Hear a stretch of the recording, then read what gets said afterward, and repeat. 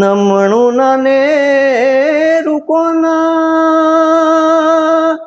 ઉરમાં ખોવાયું. સમય અલગ છે અને ઝડપી દુનિયા છે. આ ઝડપી દુનિયાની વચ્ચે તમે જે શરૂઆતમાં જે અવાજ સાંભળ્યો અને એની એક કહેવાય છે ને કે મારો પણ એક સમય હતો. સમય તમે સાંભળ્યો, સમયની અંદર એક માત્ર કેસેટો હતી, કોઈ પણ ડિજિટલ યુગ ન હતો. એમની વચ્ચે જે કલાકૃતિ રજૂ કરવી, એ સમયની અંદર તમારે જે પોતાનો કંઠ બતાવવો અને એ સમયને ફરી આપણે યાદ કરવો છે. એટલા માટે યાદ કરવો છે આપણે કે સમય જતો રહ્યો છે ત્યારે એ સમય કહે છે કે મારો પણ એક જમાનો હતો. એ જમાનાને આજે યાદ એટલા માટે કરવો પડે છે કે આજની ટેકનોલોજી અને વિસરાતી જે યુગમાં જે નવી પદ્ધતિ આવી છે, માત્ર એક ચિપ્સની અંદર હજારો ગીત આવી જાય છે. ત્યારે ટેપ હતું ને કેસેટ હતી. તમે આજે દ્રશ્ય સાંભળ્યું, એવા જ એક વડીલ મારી સાથે છે. એવા એક ઉંમરલાયક વડીલ છે મારી સાથે, ને સાવરકુંડલાના છે. એમનો ઇન્ટ્રો આપણે કરાવશું અને એક જમાનો હતો મારો, એમના ઉપર આપણે આજે આખી વાત કરશું ને પોડકાસ્ટ કરીશું. હવેનો જે યુગ છે ને ત્યારનો જે સમય હતો. દાદા, પેલા આપનો ટૂંકો પરિચય થોડો અમારા દર્શક મિત્રોને આપી દો. મારું નામ બટુકભાઈ એલ ભડકોલિયા, જી. મૂળ વતન મોટા લીલિયા. હા. હું પ્રાથમિક અને હાઈસ્કૂલનું શિક્ષણ મેં મારા વતનમાં પૂરું કર્યું. ત્યાર પછી મેટ્રિક થઈને હું ફાઇન આર્ટ્સનું ભણવા માટે વઢવાણ સુરેન્દ્રનગર ગયો. ત્યાં મેં ત્યાં ફાઇન આર્ટ્સની કોલેજ કરી, 1 વર્ષનો કોર્સ કર્યો અને ચિત્ર શિક્ષક તરીકે હું સાવરકુંડલાની કે હાઈસ્કૂલમાં નિમણૂક પામ્યો. સાવરકુંડલા આવ્યાના કેટલા વર્ષો થયા અંદાજે? લગભગ 56 વર્ષ થયા અમારે. હા.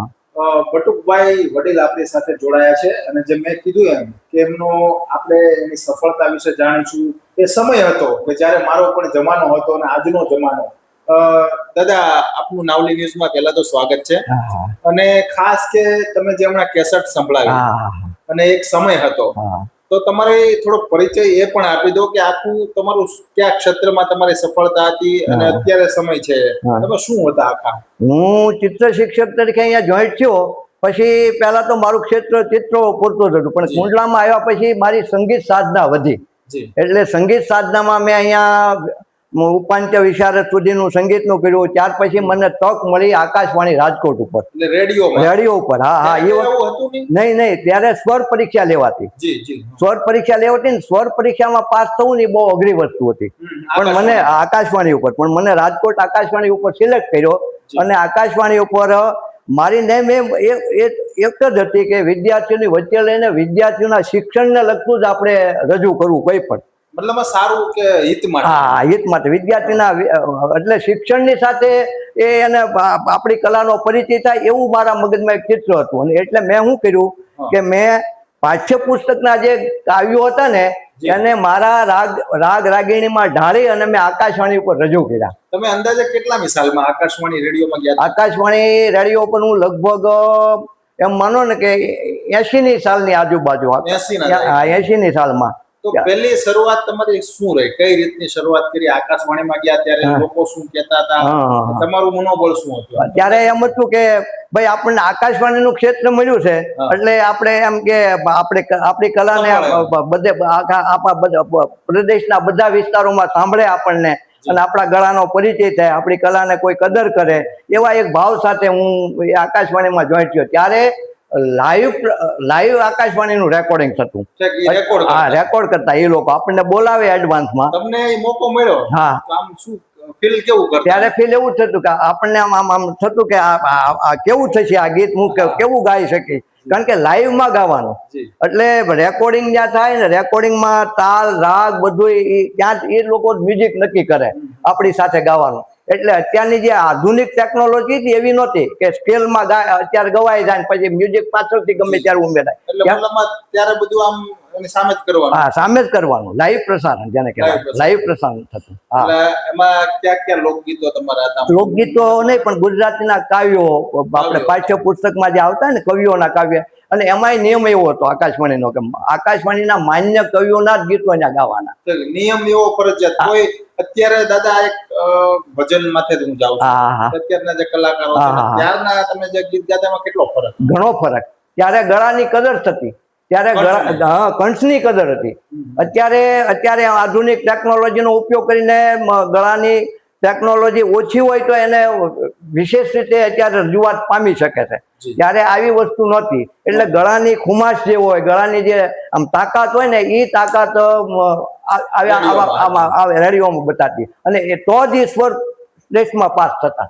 100% તમે વિચાર કરો કે એક સમય હતો કે જ્યારે રેડિયોની અંદર જતા, કાકા કહે કે 1980 ગયા, એટલે દાયકા વધી ગયા ને, નવી નવી ટેકનોલોજી આવી ગયા, ત્યારે જે કાવ્ય રજૂ કરતા એ સમય ખૂબ મજાનો હતો. ત્યારે આખું એ પોતાની કલા છે તે વેચાતી નહોતી ને કાકા? હા, નહીં. આપણે બાળકો, મારા મનમાં એક ચિત્ર જેવું હતું કે મારે બાળકોની વચ્ચે જ આ બધું વેચવું છે.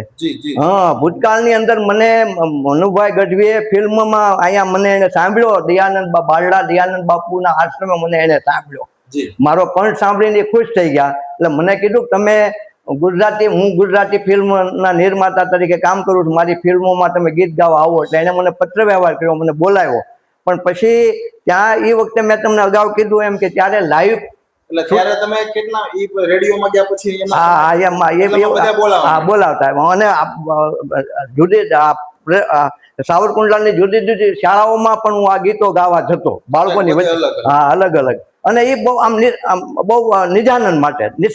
એટલે પછી મનુભાઈએ મને ત્યાં રોક્યો, પણ એ સમય એવો હતો કે શૂટિંગ જે હાલતું હોય ને એની હારોહાર એના ભાવ આપણે વ્યક્ત કરવાના ગીતમાં. એટલે ત્યારે એ એક પંક્તિમાં 8-10 દિવસ વ્યા જતા. એક પંક્તિમાં 10 દિવસ. હા, એટલે પછી મેં કીધું ભાઈ હું તો નોકરી કરું છું, પરિવાર વાળો માણસ છું, એટલે મને એટલા બધા દિવસ પહોંચ ન પડે, પણ હું કુંડલા જઈ આવું પહેલા, પછી હું આવીને કહું. એ દરમિયાનમાં મારા આકાશવાણીના ગીતો રજૂ થયા, અને લલુબાપા શેઠે મારા ગીતો સાંભળ્યા. હા, લલુબાપા, હા, એ સમયમાં. એટલે લલુબાપાએ મને કીધું કે ભડકોલિયા ભાઈ, તમારા ગીતો મેં સાંભળ્યા. ગીતો અને આપણા ગીતો અને ભજનોમાં એક આધ્યાત્મિકતા સમાયેલી છે. તમે આ ગીતો, આ ભજનો તમે બાળકોની વચ્ચે રહીને ગાજો, તમારા નિજાનંદ માટે ગાજો. કલાને વેચવા વાળા ઘણા છે, પણ તમે એમાંથી બાકાત રહેજો. મતલબ એવું કીધું કે આ કલા જે ઈશ્વરની આપેલી વેચાય નહીં. એટલે મને એ વખતે એવું ફીલ થયું કે ભાઈ મારે આ કલા વેચીને મારે ક્યાં, મને તો નોકરી તો મારા ચિત્ર શિક્ષક તરીકે હતી, એટલે ભગવાને મને મારા ગુજારવા જે મારું જે કે નિર્વાહ કરવાનું જે સાધન હતું, તો મારું ચિત્ર હતું. આ જે પેઇન્ટિંગ છે પછી આ સમયમાં આ ક્યારે કર્યું તમારે? હા, એ હું જયારે ભણતો ને એ વખતે. હા, એ હું ભણતો ત્યારે. રેડિયોમાં ગયા પછી? હા, રેડિયોમાં ગયા પહેલાના છે બધા. આવું બધું પણ? હા, એટલે હું ચિત્રનું મારા ભગવાને મને કુદરતે કલાની બાબતમાં મને બહુ અભિમાનતા એવી વસ્તુ મને આપી છે. હા, મને ચિત્ર તો મારું હતું. મેં ફાઇન આર્ટ્સના 6 વર્ષ કર્યા છે. મેં માસ્ટર ડિગ્રી મેળવીશ મેં. તો અત્યારે તમે જુઓ કે આ પ્રકારના ચિત્રકાર પણ છે કે અદ્ભુત ચિત્ર તમે અત્યારે ટેકનોલોજી જે આવી છે એમાં કરી શકો તો ન થાય, કેમ કે આ સમય હતો. આ એક ગોવાલન તરીકે તમે જુઓ આ ચિત્ર કેવું સરસ મજાના સ્ક્રીન ઉપર તમે જોઈ રહ્યા છો. આ એવોર્ડ પણ આટલા બધા પ્રાપ્ત થયા છે દાદાને. ઉંમર મોટી છે, પણ ઉંમર મોટીની સાથે અનુભવ ખૂબ મહત્વનો છે, કેમ કે એ સમય હતો. સમયની સાથે દાદાએ રેડિયો સ્ટેશનમાં ગયા, ત્યારે એમને અનેક લોકગીતો, કવિતાઓ ગાઈ. દાદા, મારે એક એ પણ પૂછવું છે કે પછી તમે જે આ કેસેટો ટેપમાં સંભળાય, એ રેકોર્ડ ક્યારે કરી અને એ કેસેટો બહાર પડી ત્યારે શું થયું? અહીંયા સ્થાનિક પ્રોગ્રામો હોય ને, સ્થાનિક પ્રોગ્રામો હોય ત્યારે કાર્યક્રમની કોઈ પણ શરૂઆત થતી ને ત્યારે કુદરતે અમારો કંઠ એવો હતો, એટલે મને સ્વાભાવિક કહે કે ભાઈ આ કાર્યક્રમની શરૂઆત. અત્યારે આ ટેકનોલોજી છે, મને બધા વિડીયોમાં જોવે મોબાઈલ, ત્યારે આ સમય હતો કે મારા ગીતની જ, મારા કંઠની સુવાસ એવા પ્રકારની હતી કે મને જુદી જુદી શાળામાંથી બોલાવતા. આવો કોઈ સ્થાનિક કાર્યક્રમ હોય ત્યારે મને કે તમે પહેલા ગીતથી શરૂઆત કરો, એટલે આ માહોલ જામે એક સંગીત. એક ગીત એવું થઈ જાય ખરું? હા, થઈ જાય, ચોક્કસ. તમારી સારી કલા તમને જે મન ગમે. ભલે. મારું આમ તો ઘણા ગીતો છે મેં ગાયેલા છે, પણ એમાંનું એક ગીત છે, રાગ કલાવતીમાં છે, કલાવતી રાગમાં છે. નમણું નાને રૂકોના ઉરમાં ખોવાયું, નમણું નાને રૂકોના ઉરમાં ખોવાયું.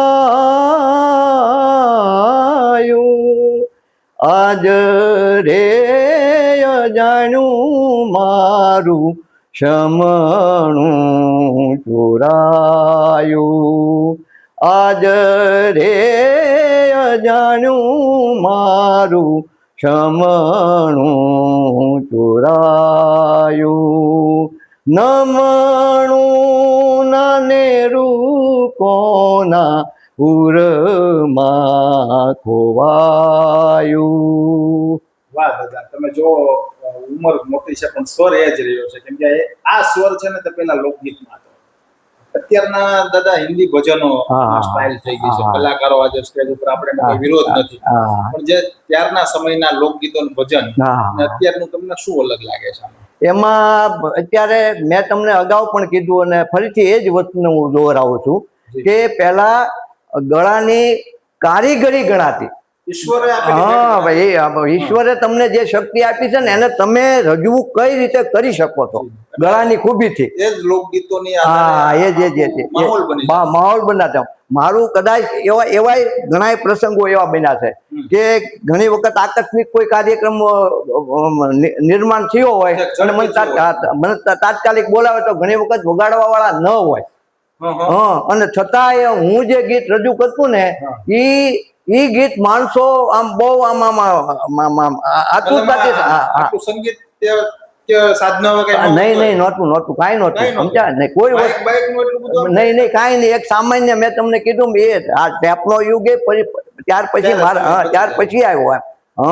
થોડાક સમય પછી આવ્યો હતો, પણ જે કંઈ હું રજૂ કરતો ને એ રજૂઆત એવી થતી કે મારા ગળાની ખુમાશને કારણે, મારા ગળાની હલકને કારણે મને માણસો સાંભળતા, સફળતા મને મળતી. બધા લોકો બોલાવતા બટુક બાપાને બોલાવો કે એમની જે કલા છે સરસ મજાની છે.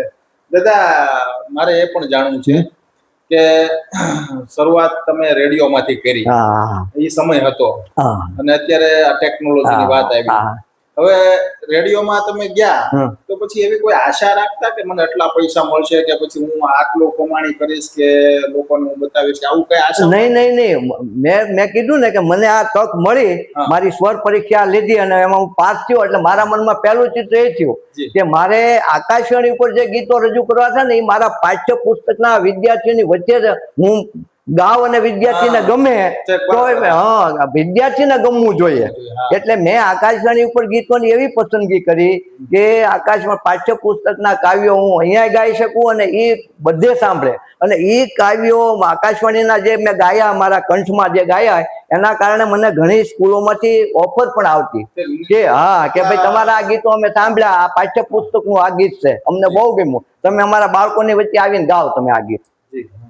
એટલે આમ કોઈ એવી કલા વેચવી નહીં, ના એવી કોઈ ભાવના જ નહોતી. એવી નહીં, કાંઈ પૈસા કમાવાની તો મનમાં એવી ઈચ્છા જ નહોતી. ઈશ્વરે ઘણું આપ્યું હતું મને આમ કે ઘણી વખત સાંભળવા માટે સ્પેશિયલ બોલાવતા. એક વાત તમને કરું કે તલાળા દાન બાપુની જગ્યામાંથી ઘણી બાપુ વલકુ બાપુ મને ફોન કરે. એ કે ભડકોલિયા ભાઈ આવો ને આપણે ઘડીક તમારા ગીતો સાંભળવા છે. એટલે ગાડી મોકલે, અમે ગીતો ત્યાં બેઠા માણસોની વચ્ચે અમે ગીતો સાંભળીએ અને ડાયરા જેવું એમ બેઠા માહોલ એવો બસ નિજાનંદ માણવાનો. એટલે દાદા ત્યારે ઈ સમયમાં જે આખો અત્યારના સ્ટેજ પ્રોગ્રામો હાઈફાઈ થઈ ગયા, પણ ઈ મજા ત્યારની એ મજા કહું છું ને, મેં કીધું એમ કે એ બધામાં એ ખરેખર ગીતો સાંભળવા ને એના ભાવને સમજવા માટે જ આવતા. એનો આખો જે સાર સમજવો એમાં. બસ તમે બસ એમ. પછી તમે જયારે જતા ત્યારે આવતા તો પરિવારનો કેવો સપોર્ટ મળતો? બહુ મને તો નહીં કોઈ એ તો બધા મારી કલા મને આવું બધું પ્રોત્સાહન મળતું ને મને બધા આવકારતા, અને બધાને બહુ ગમતું કે પપ્પાને એમ કે છોકરાઓને કે એ એમ કે આવું માનપાન મળે છે આ સંગીતને કારણે એમ. એમ હતું. દાદા, પછી એક સવાલ એ પણ છે કે આ જે હવે યુવા પેઢીઓ છે, બધી મોબાઈલ ની ટેકનોલોજી આવી, ઝડપી બધું તમે સ્ક્રોલ કરો એટલે 1 મિનિટમાં તો ગીત આવી જાય અને ટેકનોલોજી મોબાઈલ નું છે. હવે આ ટેપ છે અને રેડિયો છે. એ સમયમાં તમે આટલું કરતા પછી અત્યારના સમયમાં હું ફરીવાર એટલા માટે આ યુવા પેઢીને સમજાવવા માટે કે અત્યારની જનરેશનને તમે શું કહેશો લોકગીતોમાં ભજનોમાં અને આ મોબાઈલ ટેકનોલોજી કોઈ સંદેશો આપશો ખરા? જો મારું એક જ કહેવાનું છે કે તમે જો કલાને તમારે માણવી જ હોય, જી તમારે અંતરના ઉમળકાથી જો તમારે કલાને સ્વીકારવી હોય, પછી એ સંગીતની કલા હોય, પછી એ નૃત્યની કલા હોય કે પછી એ ચિત્રની કલા, કોઈ પણ કલા હોય, એને તમારે જો અંદરના ઉમળકાથી સ્વીકારવી હોય તો એના હાર્દને સમજવું પડે. એના ગીતના શબ્દોમાં હું ભાવ છુપાયેલો છે, એ ભાવ પ્રમાણે ગવાયેલું ગીતના શબ્દો એ ભાવ પ્રમાણે ગવાય છે, તો એ શબ્દોની એક અસર પડે, એક માણી શકે, સામેનો માણસ માણી શકે અને એનો ભાવને સમજનાર વ્યક્તિ એનો આનંદ લઈ શકે, શબ્દનો ભાવનો આનંદ લઈ શકે. હા, સાચો આનંદ. પીછી ફરતી હોય ચિત્રોમાં તો આમ બોર્ડ ઉપર રેખાંકન થતું હોય તો એ બાળક ઉત્સુકતાથી જોતો હોય કે આગળ આ લીટીમાંથી કયું ચિત્ર નિર્માણ પામશે, જિજ્ઞાસા હોય એવી. હા, એટલે લીટીમાં પણ એક તાકાત હતી કે બોર્ડ ઉપર દોરાયેલી લીટી એક પ્રકારની તાકાત વાળી લીટી બનતી આમ ચિત્રમાં. હા, 100%. અને સ્ક્રીન ઉપર દાદાના ચિત્રો બધા પ્રકારના છે. દાદા, આ પેઇન્ટિંગ તમે કરો જાતે જ કરતા? હા, જાતે જ કરતો. એમાં આખું કઈ રીતે સફળ? એમાં એવું હોય કે કોઈ સારું ચિત્ર આપણે જોયું હોય તો આપણને આપણી કલ્પના આવે કે આમાં આ ચિત્ર આપણે જોયું તો એ ચિત્રનું આમાં કયા વાતાવરણમાં આ ચિત્ર કલાકારે બનાવ્યું છે, બનાવ્યું, અને આપણે આને આ કયા ભાવમાં મૂકવું છે. હવે હું માનો કે આ વિસ્તારનો માણસ રહ્યો એટલે હું એમ કહું કે આનું બેકગ્રાઉન્ડ જો આવા પ્રકારનું કુદરતી બનતું હોય તો એ આ ચિત્રનો ઉઠાવ કોઈ ઓર આવે એમ. એટલે આપણે મનથી આપણા ચિત્રનું જે સફળતા છે ને એ અંદરથી ચિત્ર ઊભું થાય. એ ચિત્ર અંદરથી ઊભું થાય ને એને આપણે માત્ર મન અને હૃદયથી જે ભાવ વ્યક્ત કરવા ને એ જ ચિત્રમાં ઉતારવા પડે, લીટીમાં. હા, મન આમ તો શું છે કે પછી તમે પેન્સિલ પકડો ને ચિત્ર કરવા માટે એટલે આંખો છે ને આંગળીમાં આવી જાય. આંખોને આંગળીમાં જોડવાની એટલે હૃદયનો ભાવ હોય એ આંખોમાં ઉત્પન્ન થાય આપણા ભાવને, અને એ પછી આંગળીમાં એ રેખાંકન રૂપે જીવંત થાય. પપ્પાએ વાત કરી એમ કે જે રીતે આખું ચિત્ર સ્પર્ધા હોય કે એની મતલબ આખી કલાકૃતિ હોય, સંગીતના માધ્યમથી હોય, પોતાનો કંઠ હોય. તમે જુઓ તો આજકાલ જે રીતે નવ યુવાનો છે પોતાની કલાઓ બતાવે છે, પણ આ જે જૂનો જમાનો કે મારો પણ એક સમય હતો, એ સમય ખૂબ મહત્વનો હતો અને એ સમયમાં ચાલનારો માણસ હજુ સફળ થાય છે. પપ્પા, એક સહેલો સવાલ એ કરવો છે કે હવે તમારું આગળનું લક્ષ્ય ખરું કઈ શું? હવે શું આમ લક્ષ્ય એ જ છે કે મારા જમાનામાં જે આ પ્રચાર માધ્યમો નહોતા એટલે એ જે અત્યારે એમ કે સાચવી રાખવું અને સમયાંતરે એનો ઉપયોગ બાળકોની વચ્ચે થતો હોય. કારણ કે અત્યારે હું સરસ મજાની રાજ્ય કક્ષાએ હું ઘણા સમયથી નૃત્ય નાટિકાઓ અને એવું બધું લખું છું. હા, હું પોતે નૃત્ય નાટિકા લખું, દિગ્દર્શન પણ હું કરું અને એના એ દાવાની પણ મારે. એટલે એવી ઘણી નૃત્ય નાટિકાઓ રાજ્ય કક્ષાએ સફળતા પામી, પહેલો બીજો નંબર આવેલા ભૂતકાળમાં. તો આમ એવોર્ડ કેટલા રાજ્યથી આમ કેટલા અંદાજે? ઘણા મળ્યા, ઘણા મળ્યા છે. ખૂબ સફળતા મળી છે. દાદા, એક બીજું તો એ કહેવાનું નથી કે નાવલી ન્યૂઝ તમને અભિનંદન આપે છે કે તમે જે આ સાચવી રાખ્યું છે, અને આજકાલના લોકોને પણ આ કલા છે તો ખૂબ મહત્વની છે. મારે બસ છેલ્લો એક સંદેશો તમારે કોઈ દર્શક મિત્રોને આપવો હોય, તમારે એ સમયનો અને હવેનો સમયનો છેલ્લા સંદેશો કોઈ આપી દો લોકો. તો મારી એક જ આ નવી પેઢીને એક જ વાત કરવાની છે કે આપણા જે સંસ્કારો છે, સંસ્કારોમાં જે કલા જીવંત છે અત્યારે જળવાય છે, આપણો વારસો છે, આપણી સંસ્કૃતિનો જે વારસો છે, એ વારસાને પશ્ચિમના યુગની અસરમાંથી મુક્ત કરીને